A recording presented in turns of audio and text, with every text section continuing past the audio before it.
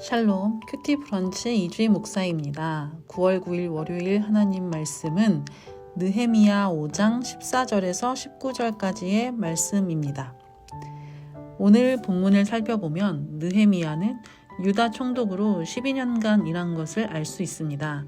그 기간 동안 느헤미야가 얼마나 하나님을 경외하고 하나님의 사랑하는 백성들을 아끼고 사랑하였는지를 보게 됩니다. 중요한 것은 이 모든 것의 동기가 하나님을 경외하는 데서 비롯되었다는 것을 우리가 자세히 생각해 보면 좋겠습니다. 14절에서 15절을 읽겠습니다. 또한 유다 땅 총독으로 세움을 받은 때 곧 아닥사스다 왕 제20년부터 제32년까지 12년 동안은 나와 내 형제들이 총독의 녹을 먹지 아니하였느니라. 나보다 먼저 있었던 총독들은 백성에게서 양식과 포도주와 또 은 40세겔을 그들에게서 빼앗았고 또한 그들의 종자들도 백성을 압제하였으나 나는 하나님을 경외함으로 이같이 행하지 아니하였고. 아멘. 느헤미야는 유다 땅의 성벽을 재건하러 왔지만 그의 신분은 페르시아에 속한 유다 총독이었습니다. 총독은 페르시아에서 월급을 받는 것이 아니라 총독으로 근무하는 지역의 세금으로 받게 되어 있었습니다. 그러나 오늘 본문에서 느헤미야는 총독으로 유다에서 근무하는 동안 월급을 받지 않았음을 보여줍니다. 왜냐하면 유다의 백성들의 어려운 처지를 생각하였기 때문입니다. 하나님을 경외하였기 때문에 느헤미야는 이러한 행동을 선택할 수 있었습니다. 하나님을 경외하지 않았던 옛 유다 총독들은 자신들의 월급을 위해 백성들에게 세금의 일정 금액을 걷어들였기 때문입니다. 성읍이 황폐하였기 때문에 백성들의 삶은 녹록지 않았습니다. 그럼에도 총독들이 월급을 받기 위해 세금을 강제로 걷어들였던 그 고충을 누구보다 깊이 알고 생각하였던 것입니다. 이 모든 것이 느헤미야가 얼마나 하나님을 경외하였는지를 보여주고 있습니다. 총독의 신분으로 녹을 받는 것은 당연한 일입니다. 자신은 일을 해야 했고 또 그 일에 대한 합당한 월급과 보상을 받아야 하기 때문에 백성들로부터 세금을 걷는 것은 당연한 일입니다. 그들의 삶이 어렵든지 고충이 있든지 없든지 그것과는 상관없이 총독으로서는 당연히 받을 권리였던 것이죠. 그러나 느헤미야는 그것을 간과할 수 없었습니다. 백성들이 얼마나 힘이 드는지 사기가 저하되어 있는지 너무나 그에게는 중요한 일이었습니다. 왜냐하면 느헤미야는 하나님을 경외하였기 때문입니다. 이러한 느헤미야의 모습을 통해 우리에게서 느헤미야와 같은 모습이 있는지 생각해 보게 됩니다.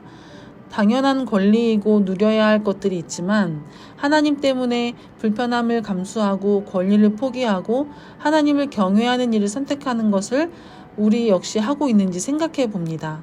느헤미야가 자신의 권리를 포기하고 하나님을 선택하는 데 생기는 것은 바로 믿음입니다. 바로 이 믿음이 하나님을 경외할 수 있게 하는 것입니다. 이러한 믿음이 우리에게도 있는지 돌아보아야 합니다. 굳이 하지 않아도 될 일을 하나님 때문에 하는 믿음. 내가 굳이 포기하지 않아도 될 일을 포기하고 불편함을 감수할 수 있는 그 믿음이 우리에게도 있는지 살펴보게 합니다. 어쩌면 하나님을 경외하고 그분의 다스림을 경험하고 느끼는 것은 매우 어렵고 좁은 길일 수 있을 것이란 생각이 듭니다. 느헤미야의 관심사는 자신의 편리나 부유함과 이익이 아니었습니다. 그에게 관심사는 하나님이었고 하나님의 나라였고 하나님 나라의 공동체의 회복이었습니다. 느헤미야가 보여준 그 선한 영향력이 백성들로 하여금 성벽을 재건하는 동기가 되었고 하나님은 살아계시다를 보여줄 수 있게 하였습니다. 나를 통해 또 교회를 통해 우리 공동체를 통해 우리가 당연히 누릴 수 있는 것들을 포기함으로써 얻게 될 더 큰 가치의 것을 얻게 되는 복된 삶이 되기를 축원합니다. 느헤미야는 이렇게 총독의 녹을 받지 않았던 것에 더하여서 백성들을 위해 먹을 양식을 때때 준비하여 그들을 위로하기도 하였습니다.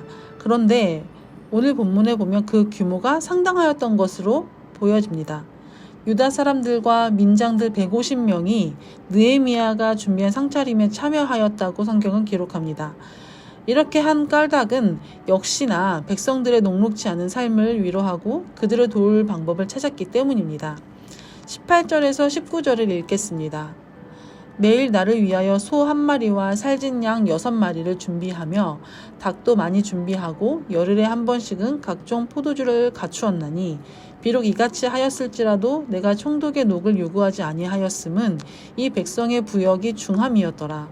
내 하나님이여, 내가 이 백성을 위하여 행한 모든 일을 기억하사 내게 은혜를 베푸시옵소서. 아멘. 아마도 느헤미야는 페르시아 관리로 일하면서 꽤 많은 부를 축적하였을 것으로 보입니다. 그것을 다른 데 사용하지 않고 또 자기의 유익만을 위하여 사용하지 않고 오직 하나님 나라 공동체를 회복하는 데 헌신하였습니다. 이로써 느헤미야가 얼마나 하나님을 경외하고 또 그 백성들을 사랑하였는지 알 수 있습니다.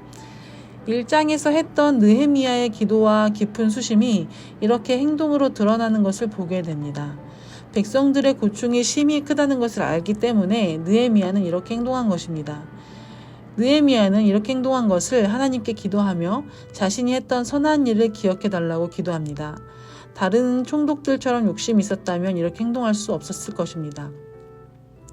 사람은 자신이 한 일만큼 그것에 해당하는 인정 혹은 물질이나 다른 어떠한 것으로 보상을 받기 원합니다. 그리고 그것이 또 당연하기도 합니다. 그러나 느헤미야에게는 그런 것이 하나도 필요하지 않았습니다. 다른 사람들이 인정해 주기보다 또 그것에 합당한 월급이나 다른 무엇으로 보상받는 것보다 더 중요한 것은 하나님께서 알아주시면 되었다는 그 믿음이 느헤미야에게 있었습니다. 우리는 무언가를 하고 사람이 알아주길 원하거나 그것에 합당한 대우를 원하고 요구하기도 합니다.